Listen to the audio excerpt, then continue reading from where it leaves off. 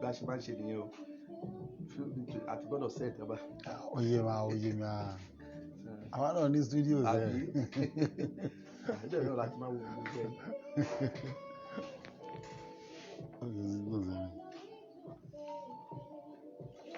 Ilé ìgàn kìíní di battery.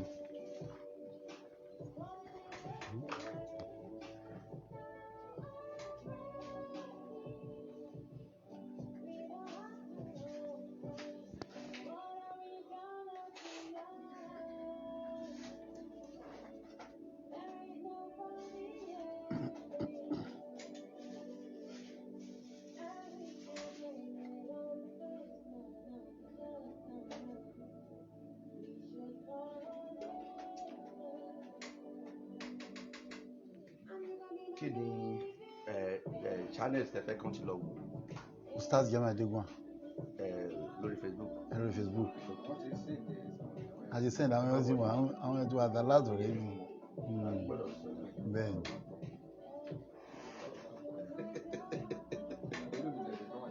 Okay.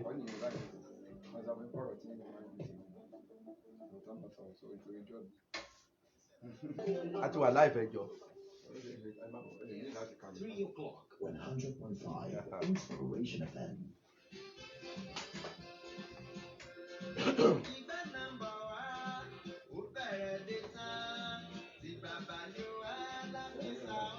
Jẹ́ kí gbogbo àwọn sẹ́ẹ̀tì wa kó wà silent. Ayé tòbìrì fún òkùnkùn sọnù, ayé tòdì àdá, ẹni agbójú òkùnlẹ̀ òdì ẹni àgbà, ọ̀pọ̀ àwọn olórí ẹlẹ́sìn tá a rò pé wọ́n ń fọ̀rọ̀ tọ́ iye wa. Tinú wọn ni wọ́n ń lò òtítọ́ ọ̀hún gan-an ìtìlẹ̀ yé wọn tó ṣe bí ohun tá a bá ní àfihàn ni. Ọ̀pọ̀ ni wọ́n ti sọ ojúlówó èrèdí sísìn Ọlọ́run di ogun ṣiṣẹ́. Olùfẹ́ òtítọ́ ètò kan gbàgbà nílé iṣẹ́ Inspiration FM 100.5. American quarters Agodi ní ìlú Ìbàdàn lọ́jọ́jọ́ ìsinmi Sunday láago 3 sáago 4 ọ̀sán níbi tí ó ti máa gbọ́ àtúpalẹ̀ òótọ́ ọ̀rọ̀ pọ́nbélé àti àwọn àdìtú ọ̀rọ̀ Ọlọ́run láti inú Bíbélì nípa Jésù Kristi Olúwa wa àti ohun gbogbo tí Ọlọ́run ní fún ènìyàn fún ìyè àìnípẹ̀kun èyí tí ó farasin. Ohun tí ọ̀rọ̀ Ọlọ́run túmọ̀ sí gan-an yàtọ̀ sí ìtumọ̀ òdì fún ìfẹ́kùnfẹ́ ara ẹni.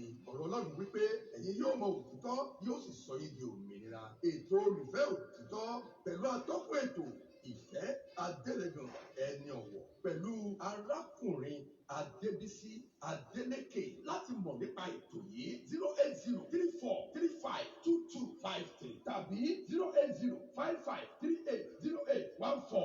Olùfẹ́ òtítọ́ Ọlọ́run alààyè ló fi ọ̀rọ̀ rẹ̀ yé wa. Ilé rẹ̀ mi.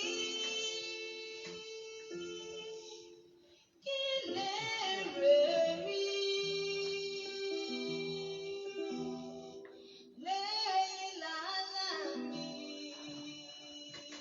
Kì í sọ ilé ológo nù.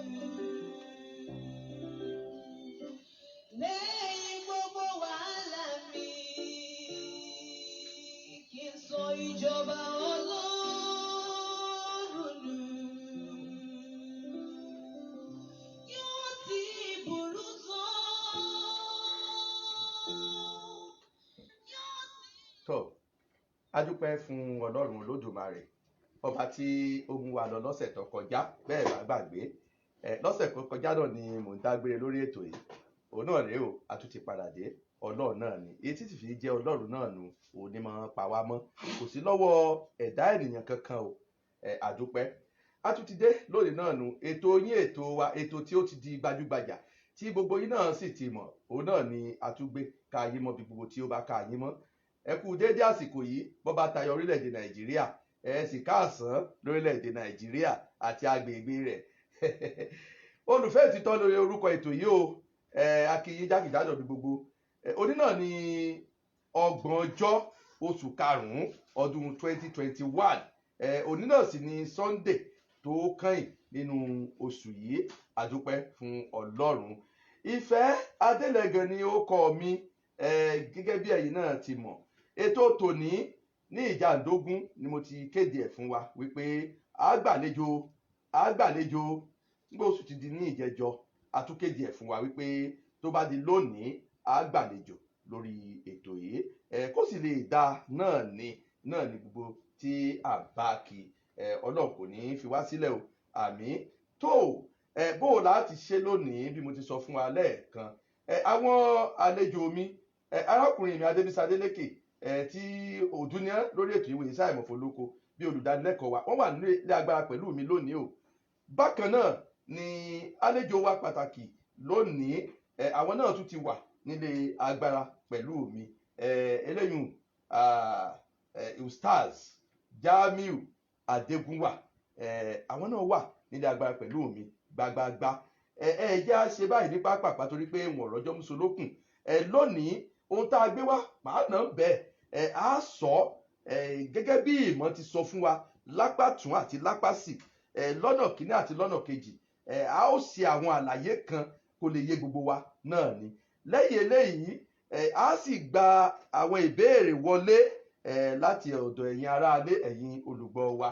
ẹ jẹ́ á ṣe báyìí ní pápápá arákùnrin mi Adébísí Adélékè ẹ kí àwọn aráalé lọ́dọ̀ tí. mo kí ogun aráalé wípé ẹ kúlé o mo gbàgbọ́ pé ayọ̀ àti àlàáfíà tí a máa ń bá yín náà látún bá yín lónìí. mo sì gbàdúrà lórúkọ Jésù wípé ayọ̀ àti àlàáfíà Ọlọ́run kò ní fi ẹnì kankan wá sílẹ̀. mo gbàdúrà wípé ìsinmi ológo yẹn yóò jẹ́ ìpín ẹnì kankan ní orúkọ Jésù. àmín.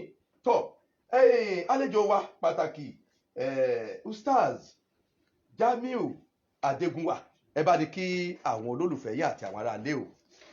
mo kí gbogbo àwa tí à ń gbọ́ wa nílé lọ́kùnrin lómi lọ́mọ lágbàlagbà. mo kí gbogbo àwa tí a jẹ́ táà kìí ṣe Muslim. mo káwa tá a jẹ́ lẹ́sìn ìbílẹ̀. mo kí gbogbo ẹni tí ẹ jẹ́ Christian. mo dẹ̀ kí àwọn tó ń ṣe kan bákan náà pé kí aláfẹ́ náà kó máa bá gbogbo yín gbé. mo á kí wa tá a jẹ́ Muslim káàkiri àgbáńlá yìí tá à ń gbọ́ mi lọ́wọ́lọ́wọ́. mo kí wa pé assalamu alaikum wa rahmatullahi wa barakatuh. ló má ṣàgbàdo ẹnì kankan wa.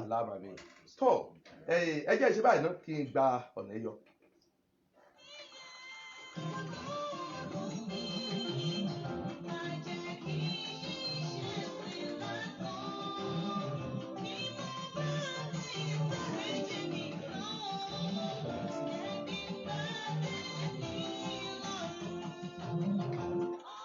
tó àdúpẹ́ lára àwọn tí wọ́n kọ̀wọ́ rìn pẹ̀lú bàbá wa Ustaz Jamiu Adégúnwà Abdul Saheed wọ́n wà nílé agbára pẹ̀lú wa bákan náà Abdul Lateef àwọn náà wọ́n wà ní ilé agbára. àtàwọn tó tún wà ń sálẹ̀ náà. àwọn èèyàn náà sì ń bẹ ní ìta wa níyìn lóríṣiríṣi tí wọ́n ṣùgbà bàbá wa Ustaz Jamiu Adégúnwà wá sí orí ètò lónìí àdúpẹ́. tó nílé agbára pẹ̀lú mi bákan náà ìyáàfin Elizabeth Yéròkun olùka bíbélì lórí ètò yìí àwọn náà wà nílé agbára pẹ̀lú wa o. màmá ẹ kí àwọn aráalé ní ṣókí. Abdul Lateef ẹ kí àwọn olùgbọ́ wa ní ṣókí. a kí gbogbo àwọn tí à ń gbọ́ wa nílé o a kú déédéé wòyí. arákùnrin wa kejì olùyàlà wọn àwọn ní wọ́n ní orí ọ̀fẹ́ láti kí yín torí pé iṣẹ́ takuntakun náà ni wọ́n ń ṣe níyìn. tó fún àǹfààní gbogbo ẹ̀yin tí ẹ̀ ń gbọ́ wa lórí ọ̀fẹ́ o láti tún wo ẹ̀dà ètò tòní lórí àwọn ẹ̀rọ ayélujára káàkiri ẹ lè lọ sórí ẹ̀rọ ayélujára ti tọ̀dọ̀ mi o Ìfẹ́ Adélẹ́gàn ẹ bá ti tẹ̀ náà bẹ́ẹ̀ tí wọ́n ń ṣe rí wa wò bí ìran níbẹ̀ ní kedere bí a ti ń ṣe nílé agbára.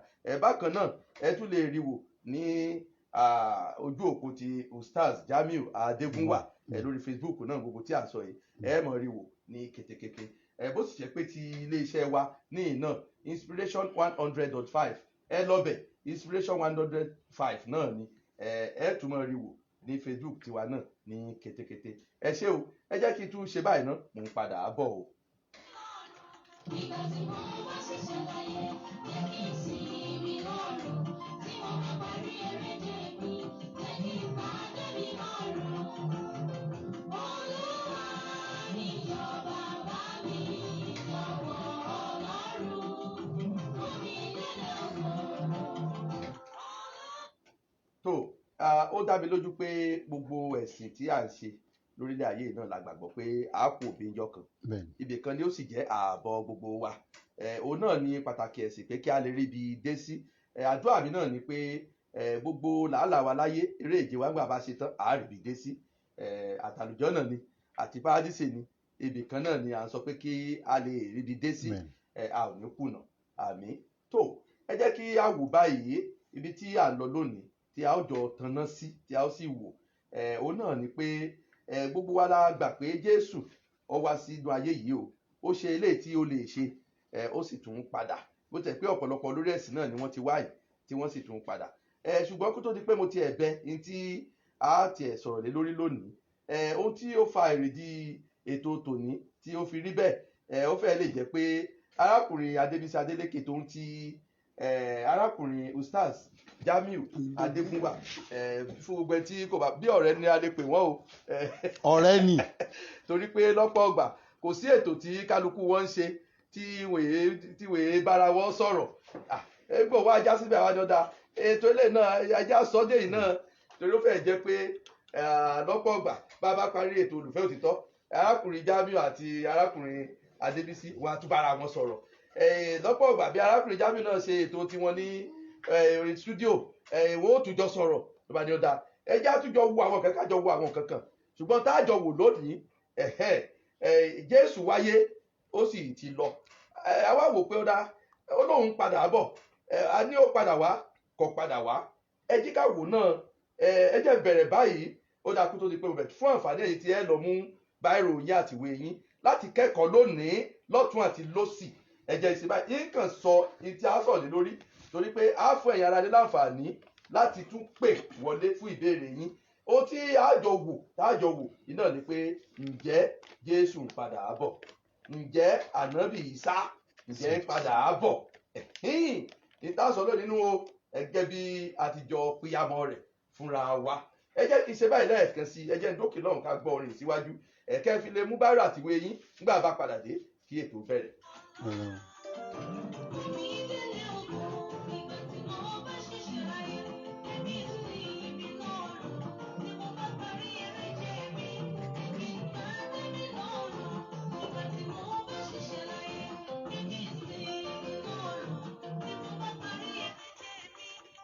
Tọ́ bí tí mo wí lẹ́ẹ̀kan bàbá parí gbogbo làálàá wa iṣẹ́ ìsìn wa láyé wákàtí 5 wa à ń lọ ṣọ́ọ̀ṣì à ń lọ gbogbo ẹ̀ à ń lọ mọ́ṣáláṣí kẹ́lẹ́ ríbi dé sí iná ní kókó a ó sì ríbi dé sí lágbára Ọlọ́run Olódùmarè.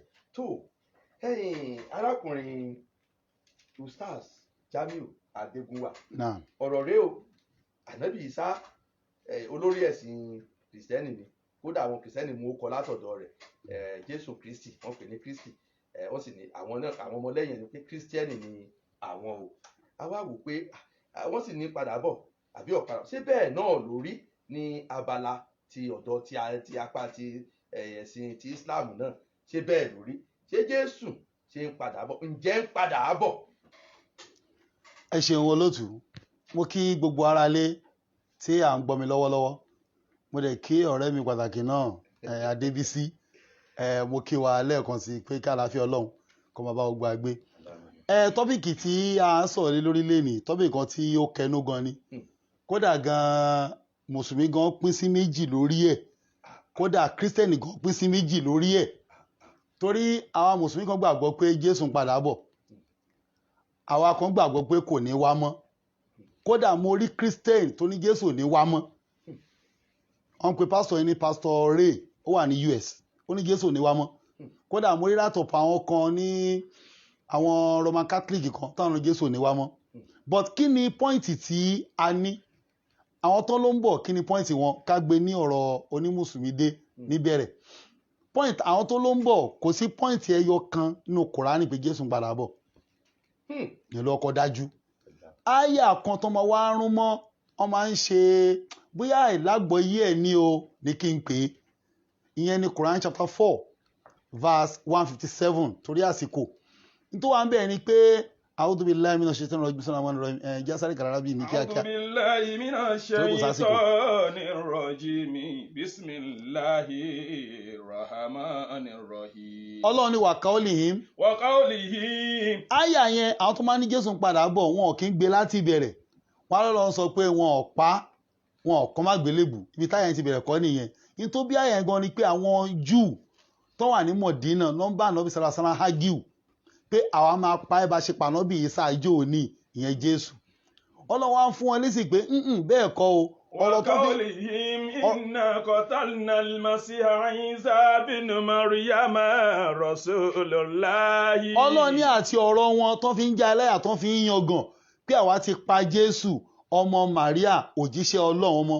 وما قتلوه. ìtayà yẹn sọ ni pé àwọn bàbá wọn kọ́ ni wọ́n pa ò bọ́n ṣe ń claim. وما صلبوه. wọn ò dẹ̀ rí kàn mọ́ àgbélébù. ولكن شبه لهم. Ọlọ́run lórí bẹ́ẹ̀ lójú wọn ni. وإن الذين اختلفوا فيه لفي شك منه. Ọlọ́run láwọn tó ń sọ̀rọ̀ ń pa ẹ̀wọ̀n ò ní mọ̀mọ́ dájú ń pa ما ẹ̀. لهم به من علم. kò sí mọ̀ tó dájú fún wọn lórí tó ń sọ ìbádọ́ni.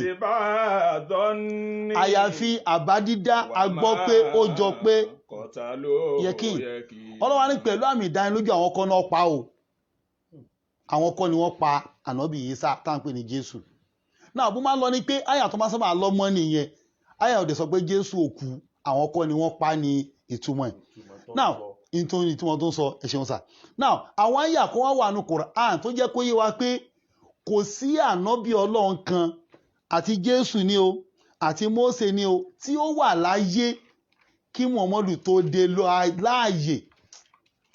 kódà kí Jésù gan tó dé Ọlọ́run kan mú ti Jésù wá fún àpẹẹrẹ inú Suratu Maida Quran chapter 5 verse 75 Quran orí 5 ẹsẹ̀ 75 ẹgbọ́n tó lọ fún ànábì. ما المسيح عيسى بن مريم إلا رسول. Ọlọ́run ṣe rí Jésù yẹn ọmọ Màríà kò jẹ́ nǹkan kan o àyàfi òjíṣẹ́ Ọlọ́run. قد خلت من قبله رسل. Ọlọ́run ní àwòjẹ́ kan ti wá ṣáájú ẹ̀ tán ti kú kò sójíṣẹ́ kan. قد خلت من wọ́n ti قبله. wọ́n máa ń tún kàláàtì yẹn òun máa ń gbé pass away tó máa ní kan pass away ti kú ní ìtumọ̀ ẹ̀. so kọ́dí kàláàtì wọ́n ti kú wọ́n ti kọjá lọ sọ́dọ̀ Ọlọ́run kí Ìsá tó dé. so Ọlọ́run wá lo the same thing fánábì náà. in tó bí àyà gan ni pé nígbà tánábì kú astafula wọ́n lọ sójú ogun kan ni ṣètò wà náà fáwọn aráàlú pé wọ́n ti pa àwọn mọ̀ sójú ogun o wàhálà wá ṣẹlẹ̀ gan pé mò ń kó ṣe máa kú à kò lè kú ìyẹn ló wá sọ àyà ẹ̀ka lẹ̀ fánábì tó láwọn èèyàn ń banújẹ́ Ọlọ́run wá ní kí lẹ̀ ń banújẹ́ sí tó bá tiẹ̀ padà kú gan kan ṣé àwọn kò ti kú kóhun tó dé ni Quran chapter 3 verse 144. وما محمد إلا رسول. ẹ̀wọ̀n tó lọ́ lò fún ànábì Ìsá ń bẹ̀rẹ̀ náà Jésù Ọlọ́run ní Jésù ò jẹ́ nǹkan kan àfòjíṣẹ́ Ọlọ́run Ọlọ́run wá ní Muhammadu náà kò jẹ́ nǹkan kan o إلا رسول. Muhammadu ò jẹ́ nǹkan kan àyàfi òjíṣẹ́ Ọlọ́run. قد خلت من قبله رسل. Ọlọ́run òjíṣẹ́ ti wá tó ti kú ṣáájú ẹ̀ tó ti kú kò sí òjíṣẹ́ kan tó bá ànábì ló gbà àbí tó wà láàyè kí Muhammadu tó dé. Ọlọ́run wá sọ̀rọ̀ kan parí àyà yẹn. قد خلت من قبله رسل. pé àwọn kan ti wá tó ti kú tó ti lọ. أفإن مات tó bá wá tí wọ́n bá tánàbí wá kú Muhammadu tó bá kú أو قتل àbí wọ́n tiẹ̀ wá pa. انقلبتم على أعقابكم. ṣé wàá pè yín dání. انقلبتم. tó wá pé ikú ànábì ló wá ń jẹ ayé lẹ́rù pé ànábì ṣe máa kú tó nígbà tánàbí padà kú àwọn sàábì ò lè ànáùnsì pé ànábì kú kódà ó mórùn jọ ọ lónìí tẹ ẹ máa ń gbà ànábì kú pé òun máa pa òun tọ̀hún ni. Àbúbákì wá bọ́ta pé kí ló fẹ́ pa fún ìtọ́lọ̀ ń sọ ni pé tó bá kú ṣé kò ní kú mọ́ ni sọ ànábì ti kú ẹ bá máa ṣe ìsìlámù kó ṣe ẹ bá fẹ́ fi ìsìlámù lẹ̀ kó fi lẹ̀ ló fi sọ pé tó bá gbé ànábì ló ń sìn ànábì ti kú o tó bá gbọ́nà ló ń sìn Ọlọ́run òkú láéláé ní tó bí tí Àbúbákì fi wà kó ti àyà ẹ̀ fún àwọn sàábì ẹjọ́ náà Ọlọ́run nìyẹn.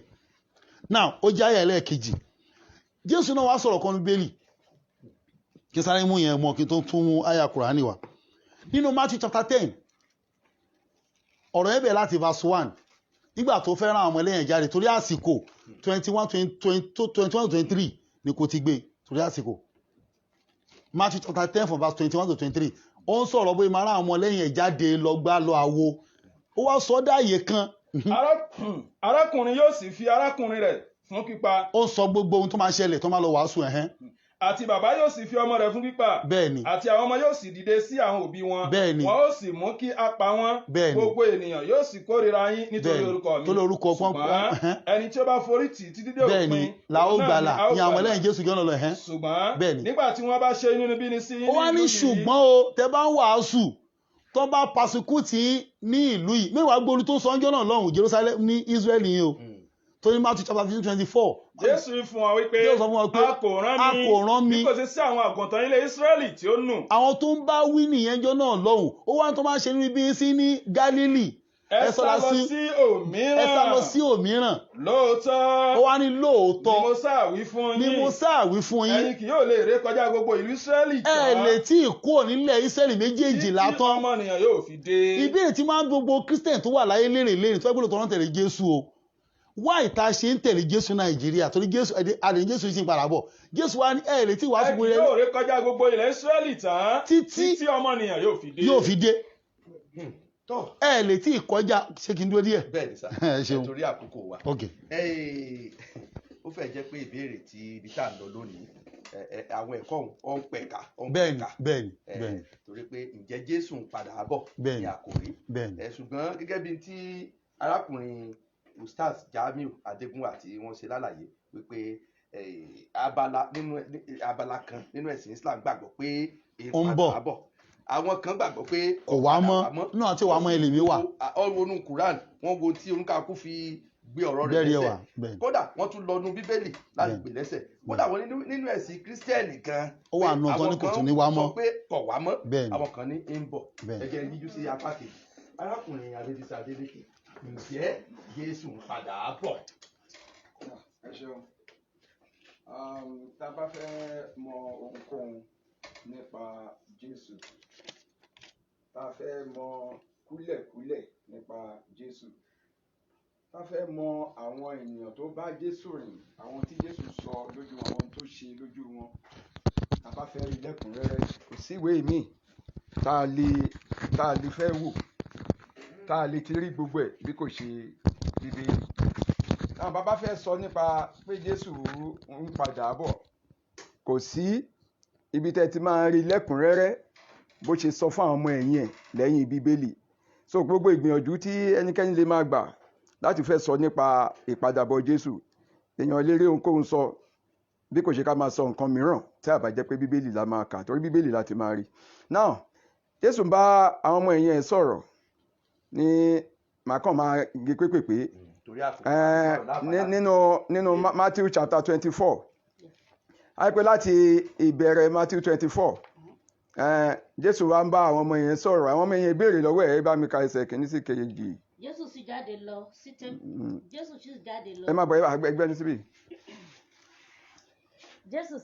Jésù sì jáde lọ ó sì ti tẹ́ḿpìlì kúrò àwọn ọmọ ẹ̀yìn rẹ̀ sì tọ̀ ọ́ wá láti fi kíkọ́ tẹ́ḿpìlì hàn. Jésù sì wí fún wọn pé ẹ̀yin kò rí gbogbo nǹkan wọ̀nyí lóòótọ́ ni mo wí fún yín kì yóò sí òkúta kan ní ìta ó fi sílẹ̀ lórí èkejì tí a kì yóò wó lulẹ̀ bí ó sì ti jókòó lórí òkè Lífì àwọn ọmọ ẹ̀yìn rẹ̀ tọ̀ wá níkọ̀kọ̀ wípé sọ fún wa nígbà wo ni nǹkan wọ̀nyí yóò ṣẹ kí ni yóò sì ṣe àmì wíwá rẹ àti ti òpin ayé. Now wọ́n á bi Jésù pé kí ni ó ṣe àmì ìpadàbọ̀ rẹ̀ wíwá rẹ̀ àti òpin ayé. Jésù wá bẹ̀rẹ̀ sí ní sọ láti ẹsẹ̀ 4 tí mi fẹ́ ní ká gbà lákòókò ẹ̀rí gbogbo tó sọ pé yóò máa ṣẹlẹ̀ ó ní for many will come in my name claiming I am the Christ àwọn kan máa sọ pé wọ́n máa pè ara wọn ní àwọn ní Kristi náà lónìí yìí a rí èèyàn tó wà lọ́nà Èkó tó sọ pé Kristi lọ́nà Èkó ní tógèètì tó sọ pé òun ní Kristi náà now a rí àwọn èèyàn báyẹn tó ń claim ohun tí Jésù sọ lákòókò yẹn fáwọn ọmọ ẹ̀yìn ẹ̀ now ó ní and will deceive many you will hear of wars and rumours of war now ẹ máa gbọ́ àwọn ìrọ́kẹ̀kẹ̀ ogun àwọn ìṣẹ̀lẹ̀ tí ó máa ṣẹlẹ̀ ó ní orílẹ̀-èdè ní ẹsẹ̀ keje yóò máa dìde síra wọn ilẹ̀ ọba sí ilẹ̀ ọba wọ́n máa gbógun tira wọn ìyàn àjàkálẹ̀ àrùn ó máa ṣẹlẹ̀ àjàkálẹ̀ àrùn kan la gbọ́ láìpẹ́ nísìnyí àti mọ̀gbà tó ti bẹ̀rẹ̀ tí a jẹ́ pé ó kárí ayé now àwọn kan Jésù ń sọ lákòókò yẹn ẹ gbọ́ ohun tí Hebrews 13:8 ó ní Jésù ọ̀kan náà lánàá lónìí àti títí ayérayé ọ̀rọ̀ tó sọ lákòókò náà òun náà ló ń ṣẹlẹ̀ lónìí òun náà ni ó sì máa ṣẹlẹ̀ now ó wá ń sọ gba nǹkan tó máa ṣẹlẹ̀ tó máa ṣẹlẹ̀ lọ now àwárí ó ní then you will be handed over to persecuted to death and you will be hated by all nations lẹ́yìn àwọn ènìyàn sì ń kórìíra àwọn ọmọlẹ́yìn Jésù torí pé àwọn tó gbàgbọ́ lákòókò náà àwọn kan tún máa gbàgbọ́ nípasẹ̀ wọn nínú John 17:20 Jésù sọ pé ó ń gbàdúrà fún àwọn ọmọ èèyàn ń kí sàwọn nìkan mò ń gbàdúrà fún àwọn tó tún máa gbàgbọ́ nípasẹ̀ wọn. Now gbogbo nǹkan yìí ó wá ń sọ gbogbo tó máa ṣẹlẹ̀ ó láwọn èèyàn máa kórìíra ara wọn wọ́n máa ṣòfò fún ara wọn ó ní iṣẹ́ ibi yóò pọ̀ ìyẹn ẹsẹ̀ kejìlá yẹn because of the increase of wickedness the love of most ìfẹ́ ọ̀pọ̀lọpọ̀ yóò di tútù ó ń ṣẹlẹ̀ lọ́wọ́lọ́wọ́ báyìí but he who stands firm to the end will be saved. Now, and this gospel of the kingdom will be preached in the whole world as a testimony to all nations. Kì í ṣe fún orílẹ̀-èdè Israel nìkan yóò kárí ayé ìre yóò kárí ayé and then the end will come. Now, so when you see standing in the holy place the abomination that causes desolation àwọn ìṣẹ̀lẹ̀ tí ò yẹ kó máa wà ní orí pẹpẹ tẹ́ máa rí nínú lórí pẹpẹ àdẹ̀tí rí pé ó ṣẹlẹ̀ ó wá ní gẹ́gẹ́ bí Dáníẹ́lì sọ àsọtẹ́lẹ̀ nípa ìpadàbọ̀ ẹni tá à ń sọ yìí wá sáyé ẹni yìí òun ló sọ nínú Daniel chapter 7 verses 13-14 àsọtẹ́lẹ̀ Dáníẹ́lì ni ohun tí Jésù ẹ̀yà ẹsẹ̀ kẹta rẹ̀ sí kẹrin àgbẹ̀nu sí. mo sì rí ìran òru sì kíyèsí ẹnìkan bí ọmọ ènìyàn wà pẹ̀lú àwọsánmọ̀ ọ̀run ó sì wá sọ́dọ̀ ẹni àgbà ọjọ́ náà wọ́n sì mú un súnmọ́ iwájú rẹ̀ a sì fi agbára ìjọba fún un àti ògo àti ìjọba kí gbogbo ènìyàn àti orílẹ̀-èdè kí ó lè máa sìn agbára ìjọba rẹ̀ sì jẹ́ agbára ìjọba ìnípẹ̀kun èyí tí a kì yóò ré kọjá àti ìjọba rẹ̀ èyí tí a kì yóò lè parun. Now eléyìí ni Jésù wá ń claim fún wọn ní Israẹli ṣáàpọ̀ ní ìrí ẹ̀ bí ọmọ ènìyàn òun ló fi jẹ́ pé ńgbà tí Jésù bá ń bá wọn sọ̀rọ̀ ẹ̀ máa wò bó ṣe ń sọ nǹkan yín lọ ó wá dé ibi tí ó ń sọ nípa tí Daniel sọ yẹn. Now ẹ jẹ́ kí n wá bẹ́ sí ẹsẹ̀ 30 ó ní at that time the sign of the Son of Man will appear in the sky and all the nations of the earth gbogbo orílẹ̀-èdè ayé kì í ṣe pé àna ọmọ Israẹli all the nations of the earth will mourn wọ́n ṣọ̀fọ̀ they will see the Son of Man coming on the cloud of the sky with power and great glory bẹ́ẹ̀ ṣe rí tẹ́jẹ́ kan Daniel. Now and he will send his angels with a loud trumpet call and they will gather his elect from the four winds from one end of the earth to the other. Now learn this lesson from the fig tree. As soon as the twigs get tender and its leaves come out, you know that summer is near. Even so, when you see all these things, you will know that it is near, right at the door. Now, ẹsẹ̀ 34 tó ń rú ogun àwọn èèyàn lójú rẹ̀. I tell you the truth, this generation will certainly not pass away until all these things have happened. Heaven and earth will pass away, but my words will never pass away. Ohun tó jẹ́ problem àwọn èèyàn láyé ìsìn nìyẹn. Àwọn tí wọ́n sọ pé Jésù òyìnbó wọ́n nítorí pé sọ pé lóòótọ́ ni mo sọ fún yín ìran yìí now generation tí wọ́n ń sọ yẹn òye tí ò yí àwọn èèyàn ni pé tó bá ń sọ nípa generation lè túmọ̀ sí ọmọ èèyàn tí èèyàn bí ẹ bá mi ka Genesis 50 verses 22-23 Genesis 50 22-23.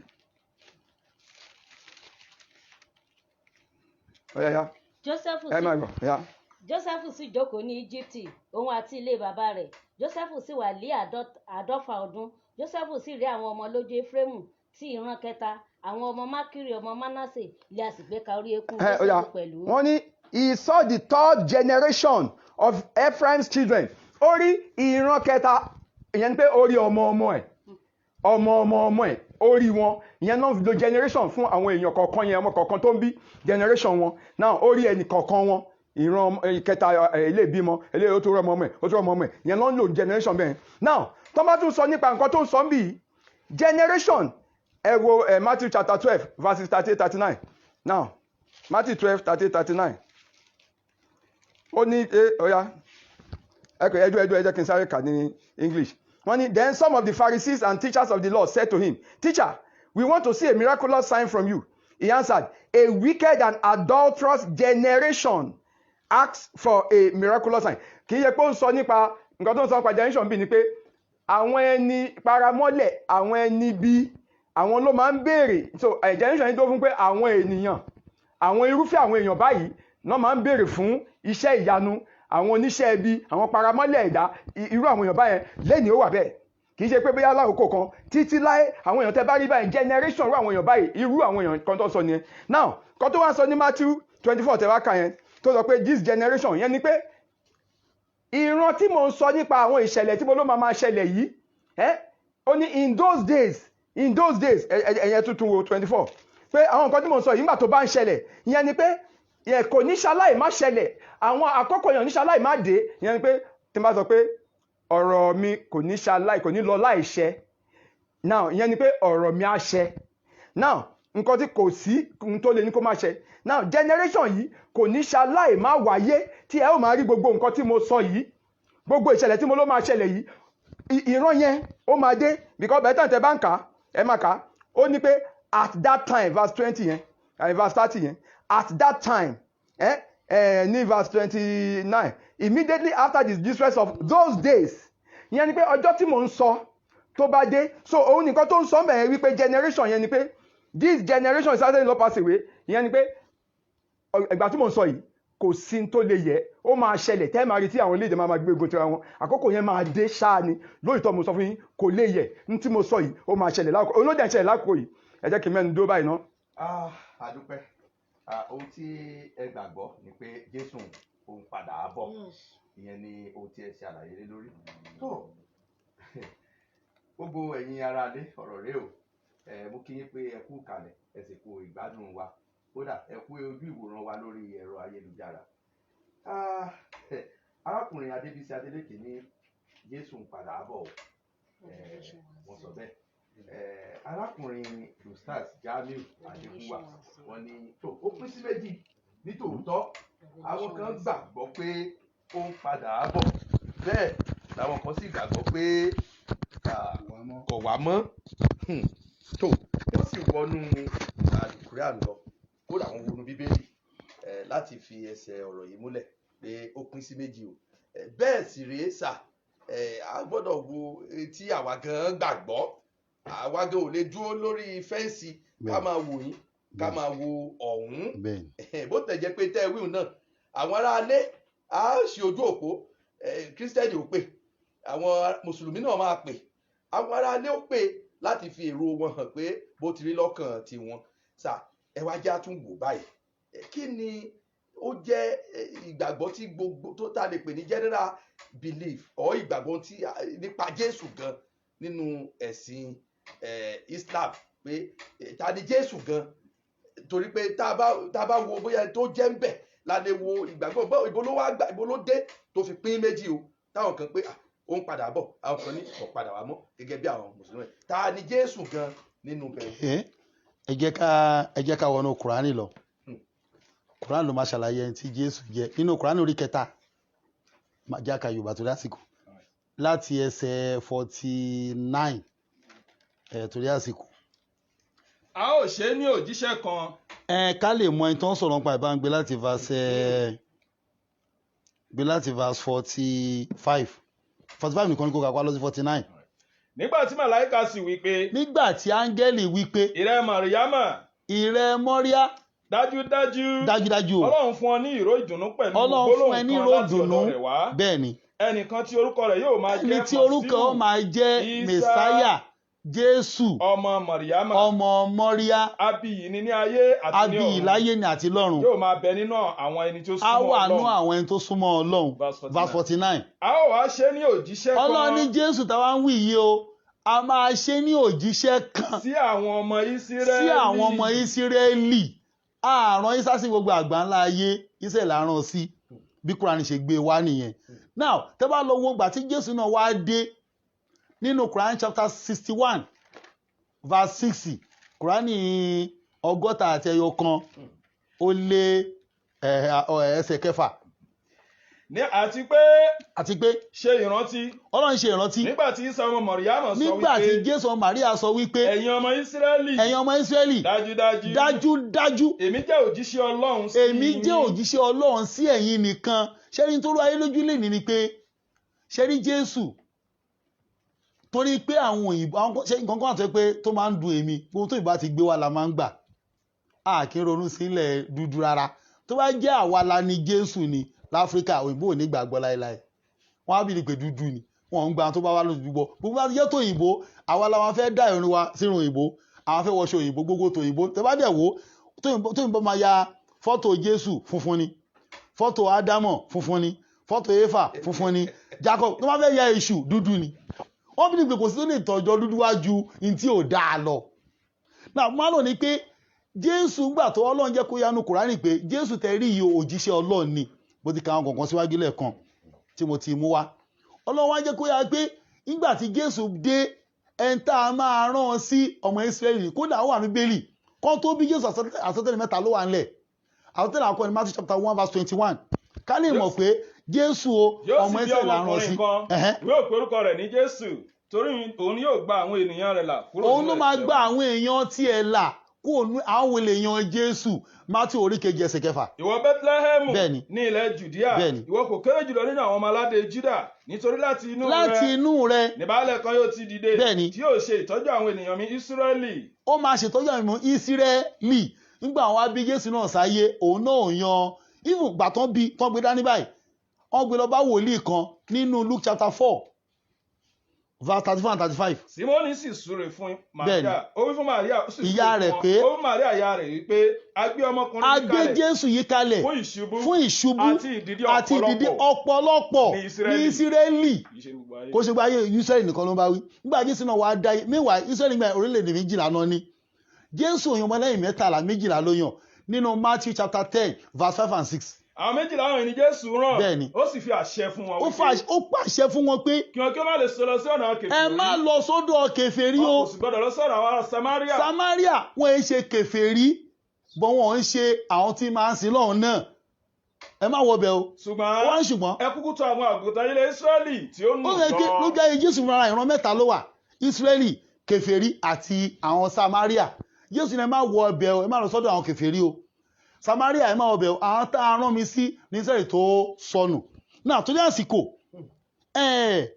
ẹnì kejì mi kóòtù Matthew 24 lẹ́ẹ̀kan wọ́n wá ń tún generation. Matthew 24 yẹn gangan màá tún mẹ́yọ kan wá bóyá tó máa sọ̀rọ̀ wọ́n lè tún mú yẹn náà kan ṣàlàyé ẹ̀. Jésù sọ wọn pé ìran yìí ìran tó ń bá wí kò ní kọjá lọ tí mo fún yìí fi máa ṣẹlẹ̀. Ó mọ̀ pé Jésù ń sọ ní tó máa ṣẹlẹ̀ kó tó di pé òun kúrò láyé ni. Ẹ máa gbọ́ ibi tó wá fọ́nì sílẹ̀. Irọ́ ogun ò ní tán láyé táyé ìparí ogun ò ní tán bá a ṣe máa jà kò sájà kálẹ̀ tó wáyé tí ò ti wáyé rí. Kòrónà tá à ń bá fa ìbá ti gbọ́ lóòótọ́ bó ti wáyé rí. Kòrónà tá à ń bá fa àti ó ti wáyé rí kí jẹ́rẹ́ òtún wá tó dé àwọn kan ti fèsì ẹ̀ rí. Ó tún wá láyé tiwa náà nìyà tún wá láyé àwọn míì táyé fi máa tán lọ́mọ arájà kálẹ̀ àrùn kò lè tán láéláé. Náà Jésù wá sọ̀rọ̀ kan náà nínú Matthew 16 verse 28 ó tún wá sọ̀rọ̀ kan. Ẹ jẹ́ sáré. Lóòótọ́ ni mo wí fún yín. Jésù bọ̀rọ̀ kan bọ̀ ni o. Ó wá ní lóòótọ́ mo sọ fún yín. Ẹlòmíràn wà. Ó lẹ́nì kó wà ń bì. Nínú àwọn tí ó dúró nínú àwọn tó dúró ní 2000 years ago yìí. Tí kì yóò rí ikú. Tí kò ní tọ́ ikú wò. Títí wọn ò fi rí ọmọnìyàn tí yóò máa bọ̀ ní ìjọba rẹ̀. Ta ló tí kú dì sí? Kámú yẹ wa. Torí àsìkò tèmi. Jésù wa lọ́wọ́ pé ní tí òye àwọn ni pé mo fẹ́ kúrò níbì kan lọ bì kan ni.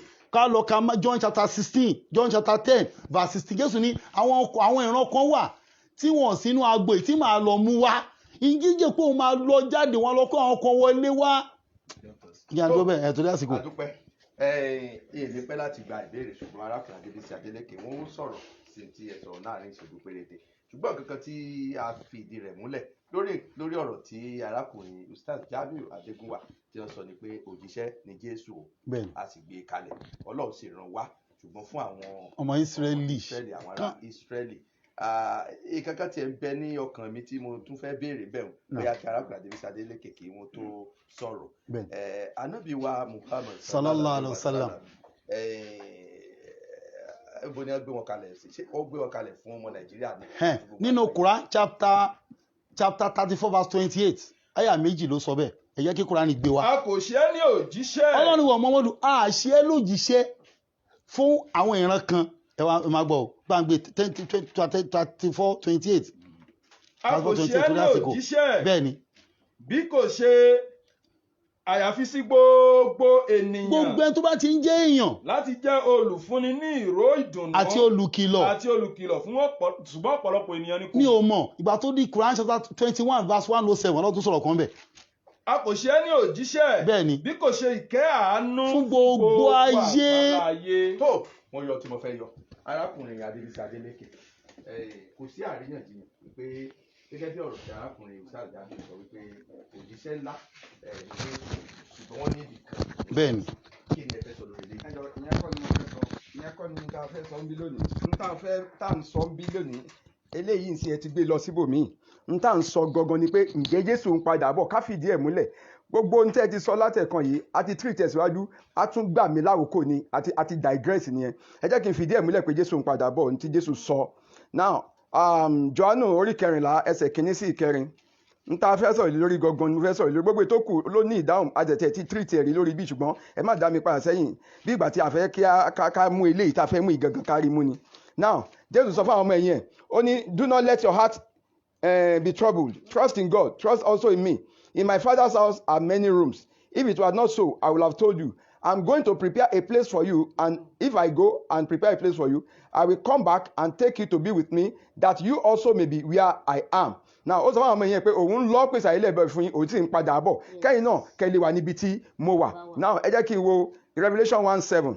kíyèsí ó ń bọ̀ láwọ̀ sánmọ̀ gbogbo ojú ni yóò rí àtàwọn tó gun lọ́kọ̀ àtàwọn tó de ládé gbogbo ayé yóò sì máa pohùn rẹ̀ ẹkún níwájú rẹ̀ bẹ́ẹ̀ ni. now ẹ jẹ́ kí n wọ́n fún wa ní àmì kan nígbà tá a bá ń sọ nípa ìpadàbọ̀ Jésù ìfarahàn ẹ̀ láwọ̀ sánmọ̀ gẹ́gẹ́ bí ìwé mímọ́ ṣe sọ àwọn kankan ló máa ṣẹlẹ̀ ṣáájú ìyẹn ni mo fẹ́ fìdí ẹ̀ múlẹ̀ fún wa bóyá ìyẹn dẹ̀ ti ṣẹlẹ̀ tó bá ti ṣẹlẹ̀ lákòókò Jésù ànábì Muhammed ò ní sọ kò ní jẹ́ pé n tó òun gangan ń bẹ̀rù kó má ṣẹlẹ̀ lójú òun nìyẹn a jẹ́ kó ti kọjá kó òun gan tó dáyé ṣẹ̀mọ̀ tó bá yẹ pé generation tó ń sọ yẹn tó bá túmọ̀ sí àwọn tó ń bá sọ̀rọ̀ lákòókò yẹn ṣùgbọ́n generation kan tó ń sọ nígbà yẹn ni pé ìran tí mò ń sọ pé gbogbo nǹkan yìí máa ṣẹlẹ̀ kò ní ṣàì má wáyé òun náà àkókò tá a wà yìí ó ti ń ṣẹlẹ̀ now ẹ wá wo nǹkan tí mo fẹ́ mú jáde Tẹsalóníkà kejì orí kìíní bóyá eléyìí inú kan bóyá o lè tó láti ṣe wa ní ẹ̀ka Tẹsalóníkà kejì orí kejì ẹ bẹ̀rẹ̀ láti ẹsẹ̀ kìíní lọ sí ìkẹrin ẹ wá gbẹnu sí.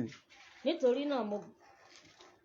Concerning the coming of our Lord Jesus Christ and our being gathered to him, we ask you, brothers, not to become easily unsettled or alarmed by some prophecy, report, or letter supposed to have come from us, saying that the day of the Lord has already come.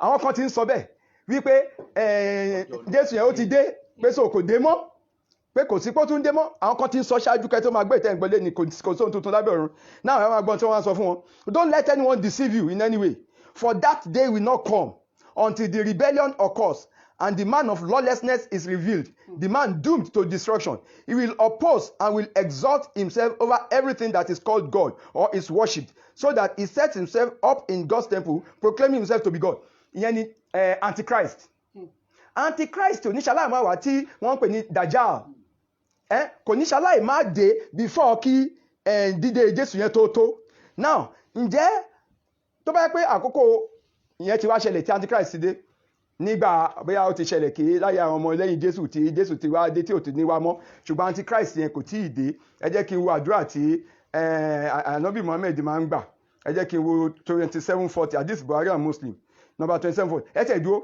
ká tó kà ẹ jẹ́ kí ọkọ̀ wo Quran chapter 43 láti verse 57 ti dé 61 kẹrí 61 tí a máa kà yẹn 43-61 yẹn òun ló fìdí ohun tó ń bẹ nínú Matthew 24 verse 30 yẹn múlẹ̀ ẹ jẹ́ kí n sáré wo Matthew 24:30 at that time the sign of the Son of Man will appear in the sky now the sign yóò jẹ́ àmì na ẹ̀dó 43 verse 57 títí dé 61 Quran ni 43 wọ́n ní and when the son of Mary is mentioned as an instance tọ́n bá ti lè dákọ̀ Jésù yẹn báyìí ọmọ Maria lo thy people raise a clamour thereat wọ́n sọ fún ànábì ṣe làwọn èèyàn wọ́n máa gbaná jẹ wọ́n ì fẹ́ gbọ́rọ̀ Jésù yẹn wọ́n máa pariwo yẹn wọ́n yarí and they say our God's better or he ṣé òun ló wá sàn ju àwọn ọlọ́run wa lọ ni àwọn òòṣà tá ń bọ ṣé òun ló wá sàn ju àwọn ọlọ́run wa lọ ni now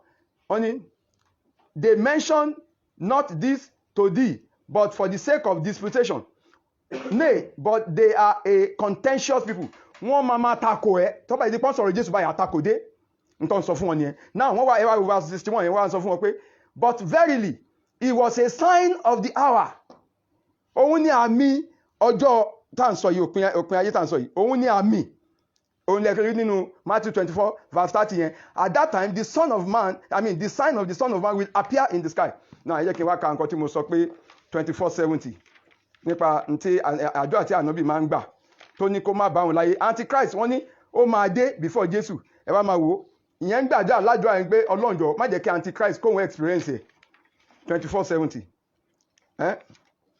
I mean 2740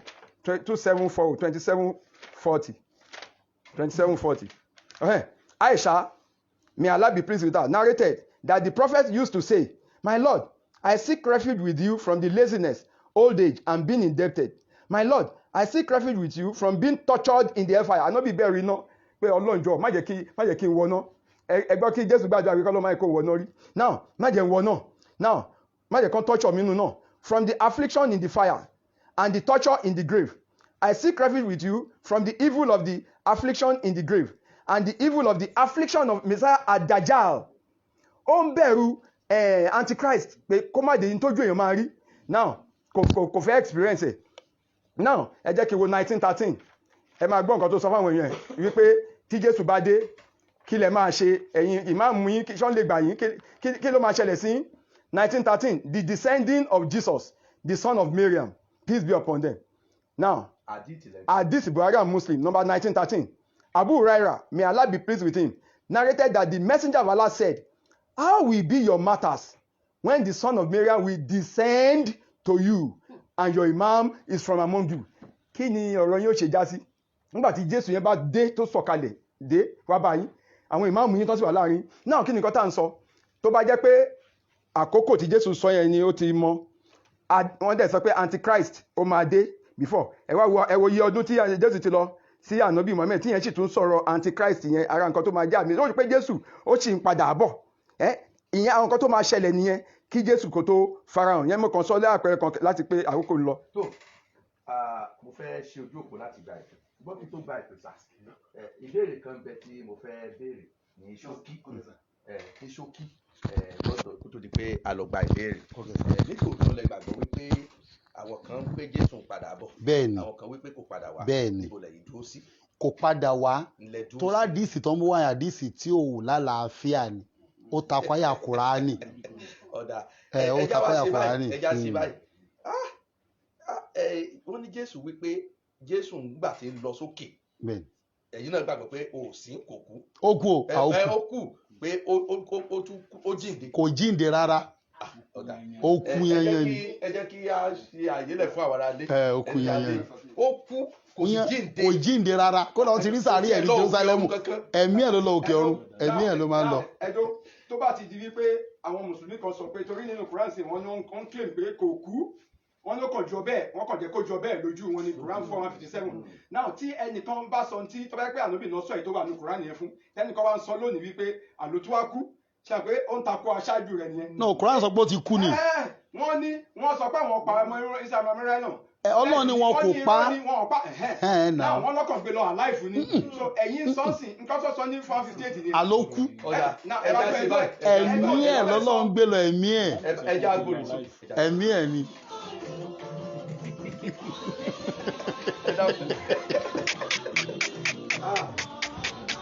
ìgbọ́rọ̀ yìí mọ́ ìbéèrè táwọn ẹ̀ bá béèrè ìbéèrè máa dáhùn. kò jù bẹ́ẹ̀ lọ. ìbéèrè táwọn ẹ̀ bá béèrè nísìnyí.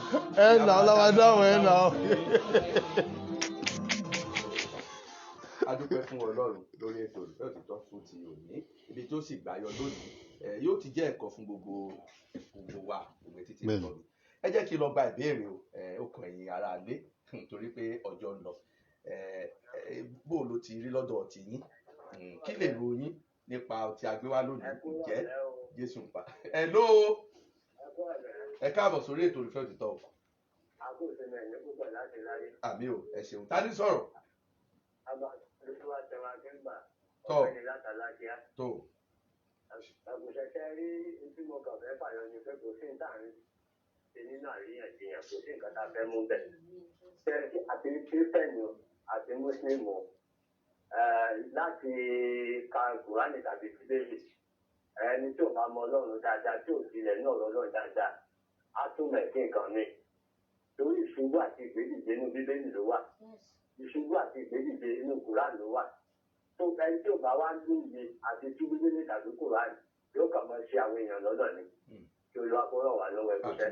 ẹ ṣé o 0703 232 4940 0703 232 4940 ẹ tún láǹfààní àti pé 0909-888-1500.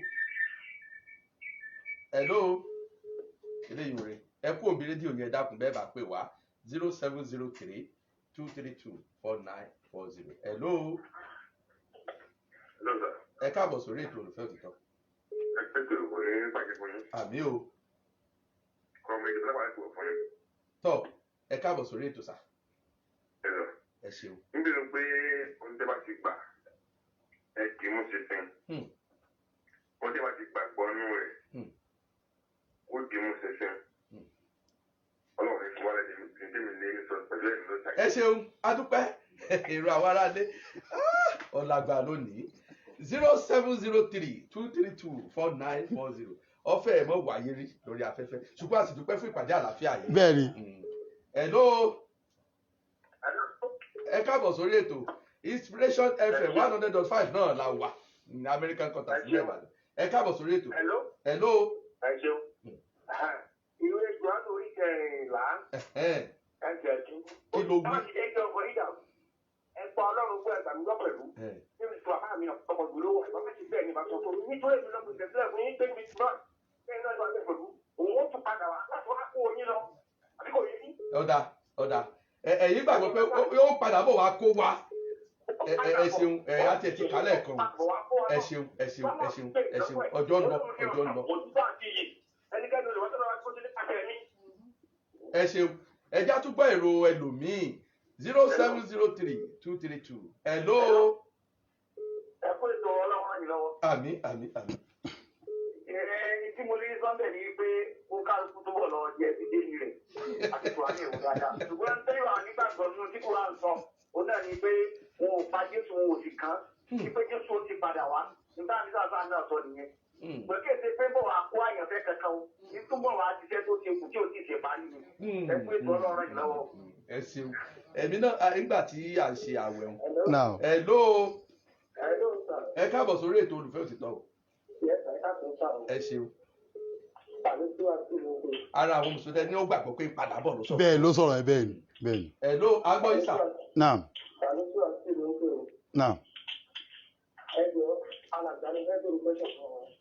ẹ béèrè sà kò sí tí ò lè dáhùn gbogbo ọmọ tó wà níbí. ìbéèrè tí mo fẹ́ ṣe náà láti pé wọ́n nígbà tó pé Jésù tó padà bọ̀ wá. bọ̀ nínú bíbélì àwọn ọ̀pọ̀lọpọ̀ wà ní ẹgbẹ́ tó bá mi ṣàlàyé torí pé kó tó di pé aláàbí máa sọ̀rọ̀ kí ṣé Jésù padà bá mi tòun padà wá mọ́ akọ́kọ́ gbọ́dọ̀ mọ̀ kí ṣé Jésù ti kú àti kò tí ì. ọ̀dà arákùnrin adé sadélẹ́kẹ̀ ọ̀dà báwo torí àwọn èèyàn pọ̀ lójú òkú. ẹ̀ẹ́dẹ̀rẹ̀ tí wọ́n fẹ́ bẹ̀rẹ̀ nítorí pé ó fẹ́ kọ́ bá mi ṣàlàyé tálẹ́ni tó fi Jésù hàn àti pé báwo ni wọ́n ṣe fi hàn. àti ẹ̀ nílò eléyìí wọ́n ní ṣe Jésù òkú. ṣé òkú àbí òkú èyí lè dáadáa rẹ̀. gbogbo ẹ̀ náà ìbọn náà ẹni tó wà níbi gan ti sọ pé ó kú ń sìn àìsàn ẹni tó ń béèrè ń sìn bóyá òun tún ń tako ẹni tó tún dúró lẹ́gbẹ̀ẹ́ wa ìka má ti sọ bíbélì sọ àwọn méjì ń takora wọn náà ta ló máa jẹ́ ká mọ ìṣẹ̀lẹ̀ báìbù ló máa jẹ́ ká wá mọ̀ tẹ́nìkan bá sọ wípé Jésù òkú nínú àwọn tó jọ ń ṣẹ̀sìn kan náà tẹ́nìkan sọ pé ó kú tẹ́nìkan sọ wípé Jésù ò padà wá tẹ́nìkan sọ pé ó máa padà wá náà gbogbo nǹkan tó bá takò báìbù ló máa ṣètò ẹ̀ fún yín nínú Quran chapter 10 verse 94 ohun tó ń sọ fún ànábì ni pé tí nǹkan bá rú ẹ lójú nínú ìwé tá a rìlíìlì fún ẹ yìí ìwé tá a sẹ́ǹdì sí ẹ yìí lọ bá àwọn tó ti ń kà á tó bá yẹ pé Quran ni wọ́n ti ń kà ṣáájú bíbélì Quran la máa consult tá a bá fẹ́ mọ bí nǹkan ṣe rí ṣùgbọ́n bíbélì ni wọ́n ti ń kà ṣáájú Quran ọ̀pọ̀ nǹkan ló lè mú jáde fún yín bí tẹ máa rí tọ́ndà pọ̀ nínú Quran máa dẹ̀ tú máa pín níyà fún yín nínú Bible now ṣé wọ́n pa Jésù àbí Jésù òkú John chapter 19 verse 30 when he had received the drink tó fi vinegar sí lẹ́nu Jesus said it is finished ló bá parí with that he bowed his head and gave up his spirit ló bá kú. tó wọ́n ní Jésù wípé ó parí ó sì jọ̀wọ́ ẹ̀mí rẹ̀ lọ́wọ́ ó sì lọ 0703-232-4940 ó dàbẹ̀ ni pé arákùnrin Ustaz Jamiu náà gbàgbọ́ pé ó kú. ó ti kú ni kò padà wá mọ́ ó ti kú. hello ẹ dákun ẹ jẹ́ agbátẹlómi ilé ìgbà ẹ̀wọ̀n kún mi lédè wọn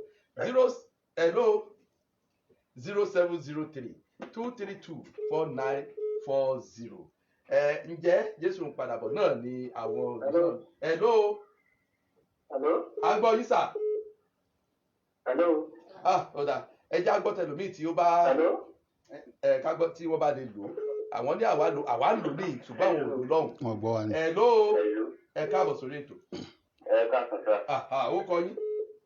Orúkọ tèmi ni Israel mo pè láti Ọ̀ṣun.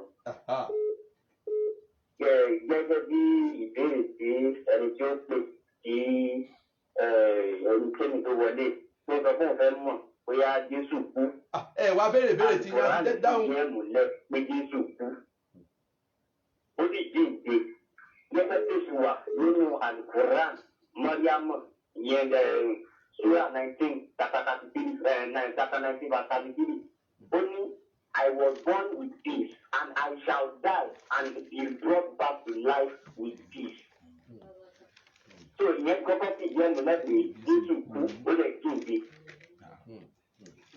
ṣẹ́rí ẹ̀gbọ́n ṣẹ́rí nǹkan tó ṣẹlẹ̀ pẹ̀lú Quran bẹ́ẹ̀ ṣe rí táwọn kan ṣẹ́rí èmi ti ṣàlàyé fún wa rí bí ní Quran chapter 4 verse 157 yẹn tí mo sọ ìtumọ̀ ẹ̀ bí gangan ṣùgbọ́n nǹkan táwọn ń sọ pé ó jẹ́ ni pé kò kú ó kàn jọ bẹ́ẹ̀ lójú àwọn èèyàn ni pé wọ́n gbé ilé báwọn tẹ̀mí ń sọ ni pé àwọn ọmọ Israẹli ni wọ́n ń boast wípé àwọn pa ṣùgbọ́n kì í ṣe àwọn gangan náà pa Jésù ló mọ̀ọ́mọ̀ fi rẹ̀ lẹ̀ ó dẹ̀ wà nínú John chapter 10 verse 17 now ẹ wá máa gbọ́ ṣẹ́rí Quran chapter 3 verse 55 ó ní ìwọ Ísá wọ́n ní nǹkan tó lọ́n sọ nìyẹn ibẹ̀ ní ọ̀rọ̀ pé ó ti kó jíǹde tún wà wọ́n ní ìwọ Ísá èmi ò pa ọ́ èmi ò gbé wá sí ọ̀dọ̀ mi yẹn pé màá jẹ́ kó o kú màá wá bí ẹ wàá jíǹde èmi ò gbà ọ́ lọ́wọ́ ẹ̀sán wọn aláìgbàgbọ́ èmi ò gbé àwọn tó bá tẹ̀lé ọ̀gá ju àwọn tí ò gbà ọgbọ́n lọ títí dọjọ́ àjíǹde lọ́dọ̀ mi lẹ̀ yóò padà sí tẹ́mi ó sì ṣe ìdájọ́ láàrin lórí tẹ̀ ṣe ìyapa ẹnu sí náà níbẹ̀ yẹn now verse 56 nípa àwọn aláìgbàgbọ́ èmi ò fìyà líle jẹ wọ́n láyé ìyà sílẹ̀ tó ń bọ̀ àwọn tí ò bá gbàgbọ́ nínú ikú àtàjíǹde Jésù wọ́n ní wọ́n máa jìyà. ká tó lọ láàrin yẹn náà gẹ́gẹ́ bí ẹni tó pè wọlé lẹ́ẹ̀kan wọ́n kó ti Quran chapter 19:33 in tó wà ń bẹ̀ gangan tànàbì Ìsá ni tó bá pín yẹn náà fẹ́ lò pé Ìsá ti jíǹde ànábì Yáyá John the Baptist náà máa padà wá nìyẹn o ọ̀nà rẹ̀ ti jíǹde bẹ́ẹ̀ ni Yàyà torí Quran chapter 19 verse 15 ó ní àlàáfíà kí ó máa bá mi ní ọjọ́ tí a bí mi àti ọjọ́ tí èmi yóò kú àti ọjọ́ tá a gbé mi dìde láàyè ìtọ́nà ń lò fún Ìsá ní 1933 ló lò fún Yáyà náà ní 1915. ṣùgbọ́n àwa níbi tí wọ́n ti gbé Yàyà dìde láàyè. láàṣẹ níbi tí Jésù náà tó wá gèdè láàyè. ẹgbọ́ a ti fi hàn wá nínú 355 ẹ jẹ́ kí n sọ̀kan fún yín ṣẹ́rí tá a bá fẹ́ mọ nǹkan kan pa Jésù tí bá bí yín sì pé nínú Quran ẹ̀yà àwọn ọmọ ẹ̀yìn Jésù dà ẹ máa dákọ̀ fún mi ṣẹ́ lè rí mẹ́ta ìláì. a lè rí bẹ́ẹ̀ náà ṣẹ́rí ẹ̀jẹ̀ sọ fún yín tẹ́ ẹ bá ní tẹ́ẹ̀bà ní tẹ̀lé báìbù tẹ́ bá máa tẹ̀lé Quran tẹ́ fẹ́ máa sọ̀rọ̀ Jésù ẹ ti sọnù gbogbo nǹkan tó bá nù tó bá kọ́nu báìbù tó bá ti lè wà nínú Quran ẹ lè rí detail. ṣe àpé ẹnìkan bí ìbéèrè kan lọ́wọ́ lẹ́ẹ̀kan pé tó bá kí lóòótọ́ náà pàgé bá ta ló fi Jésù wọ́n ṣàlàyé ẹ̀ ṣé lóòótọ́ náà Jésù kú tó jíǹde wọ́n ṣàlàyé àwọn ọ̀rọ̀ yẹn. ẹ jẹ́ ká tún ṣe báyìí ẹ jẹ́ àgbà pé. tẹ́ẹ̀bà rálàyé ṣe.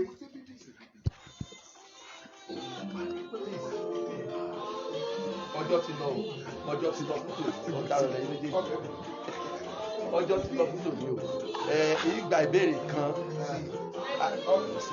lọ́jọ́ ti lọ ẹ wà nígbà ìbéèrè ọjọ́ mi wọ́n mi nìtọ́jú tó adúpẹ́ fún Ọlọ́run níbi tí a ti máa ṣeré wálé náà ni mo dé yìí torí pé bàbá ní kéto ìmọ̀ ọ̀dọ̀ bẹ́ẹ̀ yóò làgbà pọ̀ bẹ́ẹ̀ tí lè ṣe. arákùnrin Ustaz Jamiu Adégúnwà ọ̀rọ̀ àsọ ní ṣókí bọ́dọ̀ bá fún aláǹfààní àti padà wà bẹ́ẹ̀ dìgbẹ́ ní ṣókí kí ni tí ẹ fẹ́ bá òyìn sọ kẹ́sì yọ̀ọ̀dà ẹ̀rọ ìbánisọ̀rọ̀ yín torí ọ̀pọ̀ fẹ́ béèrè kò sí àǹfààní tí wọ́n lè mọ béèrè.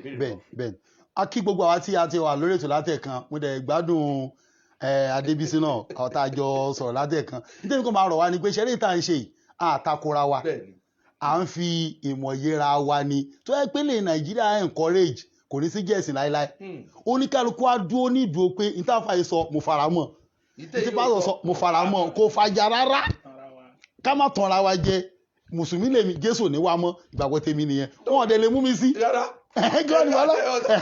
phone number mi 080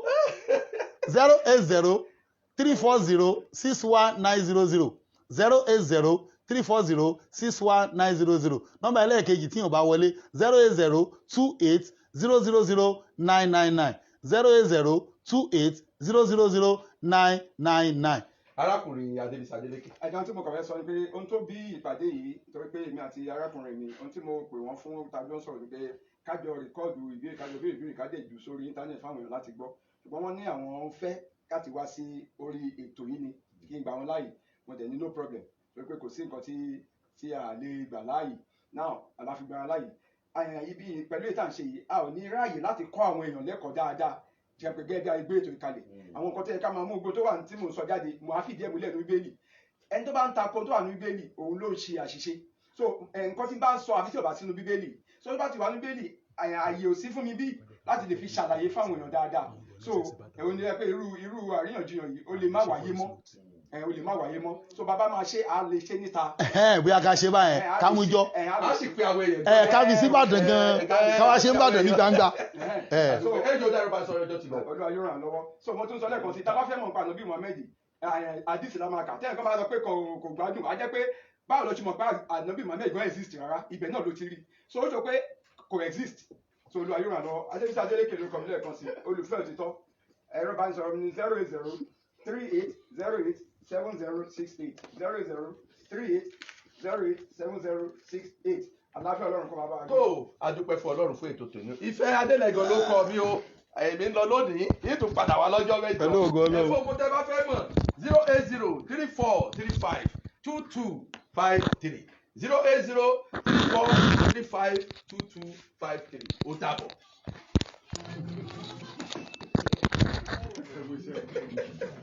ẹ yẹ yọ yìí gan. àmọ́ wa ẹ kú iṣẹ́ o.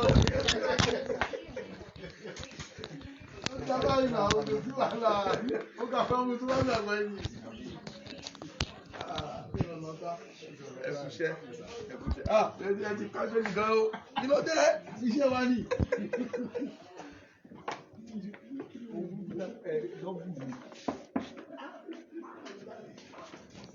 Thank you.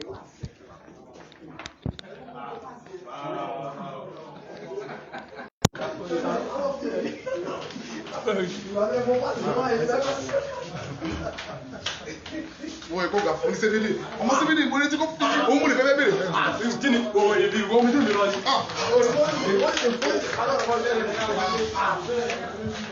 àwa ní bèrè o àwa ní bèrè ẹnu àbọ̀tà a ní bèrè. kí o ṣàtà 7:9 yẹn bàbá àti kí o ṣàtà 7:9.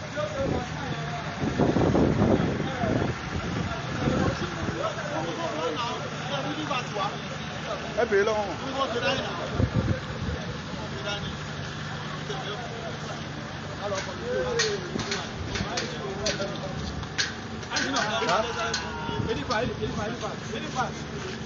àwa yìí ní bèrè fún àbọ̀tà o. iPad network ibi tí mo ń lò nìyẹn.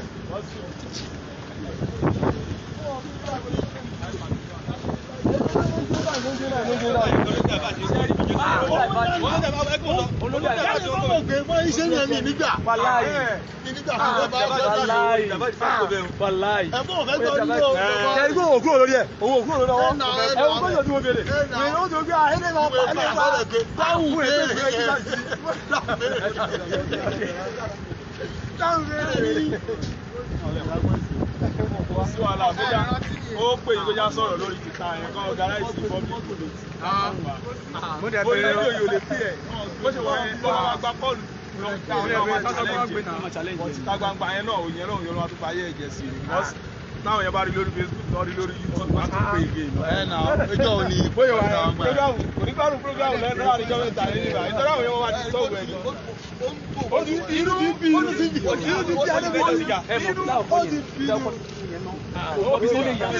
báyẹn náà mọ̀ pé tó ń bí ó ní táìmù ẹ̀ tí ọ̀ kò dáhùn ó ní pé táìmù tí ọ̀. kẹ́yìn pé náà kẹ́yìn. ó ti bí inú ti bí kẹ́yìn táìmù ti lò táìmù ẹ̀ ti tó kò dáhùn. ẹ kò wọ́n tún yà sí i alákọ̀ọ́ yẹn tí mo sọ kó ti gba lẹ́sọ̀ yìí báyìí o mọ bí tó fẹ́ yà sí mọ́ ó di kábàdì bí pírísì táyé ṣe pírísì tàbí àti wọn yìí ó tún dá bọ́yẹ lọ ẹ̀ ó tà sí kíní kan lé wọn lọ́wọ́ ó tà sí kíní kan lé wọn lọ́wọ́ ó dùn lọ yẹn náà dùn ẹ wá ó ti pé ilé náà pè mí o kí ẹ tó padà síbi tó kò ní lè yanjú yẹn gan. kò lè yanjú ẹ ọ̀rọ̀ ti yanjú o. fẹ́ fún ìwé kan lè dùn mí o.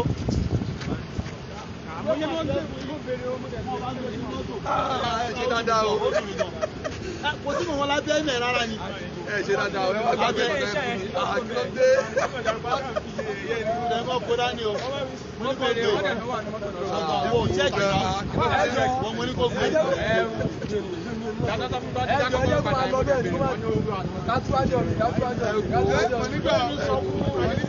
síwájú owó ni màá san fáwọn òdìdí ni. ẹni wá kọjá rí mo sọ fún alájí bàbá ẹ̀sà ẹ̀yin náà ẹ̀já wá táì. a tún lè gbé kalẹ̀.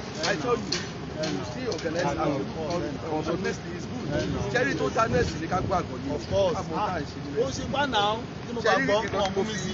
ṣáàlà ti bàbá ìmáṣe program iṣẹ́ ṣe fún mísà torí náà kìí wà ní christianity. I tell you the truth. bàbá gbà ṣùgbọ́n torí rubbish púpọ̀ ní christianity ti adájú I belong to God. Go you are in the church you are sorry. I'm a Christian I don't go to church. I don't go because of the rubbish. So that's just the problem. So torí wọn gan kìíní torí the other side. Ọgbà tí a bẹ̀rẹ̀ àwọn bó sì máa ń béèrè oríṣiríṣi béèrè ọkùnrin sì ní ó bá dáhùn ó bá ṣe so bóyá jẹ́ nìyẹn. Ṣé àbá fẹ́ máa lo bíbá yìí fún program? Ṣé pé èèyàn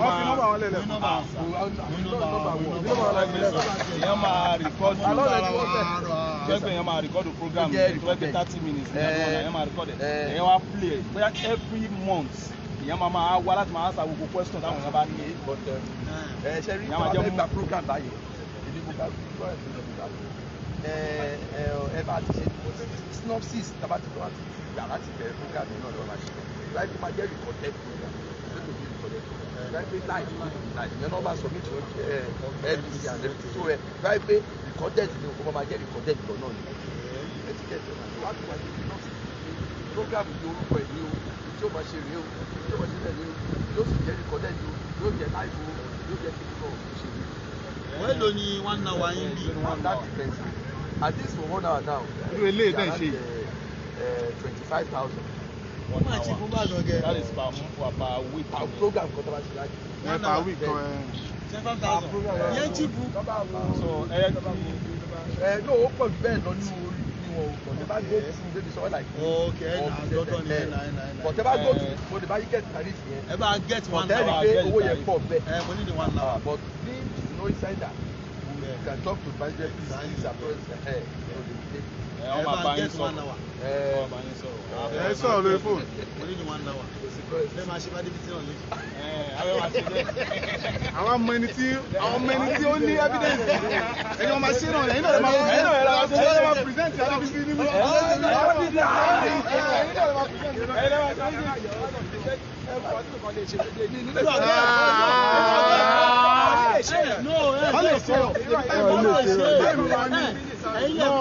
recording ní tiwa. Sunday àwọn máa tẹ̀sí wá ní Friday.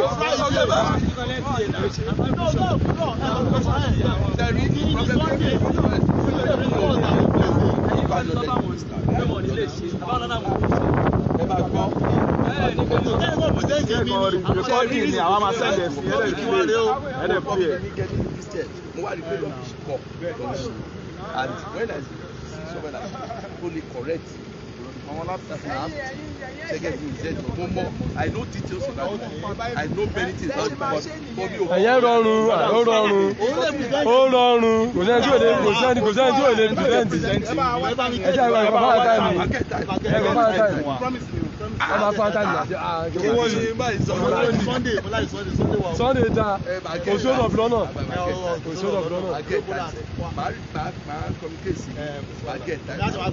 if I win I can do everything but yeah well I say I will present but I don't know much about it. Exactly. So ẹ má wọrí láàrin ìṣẹ́jú méjì tá a bá jọ sọ̀rọ̀ náà àgbà training fún training.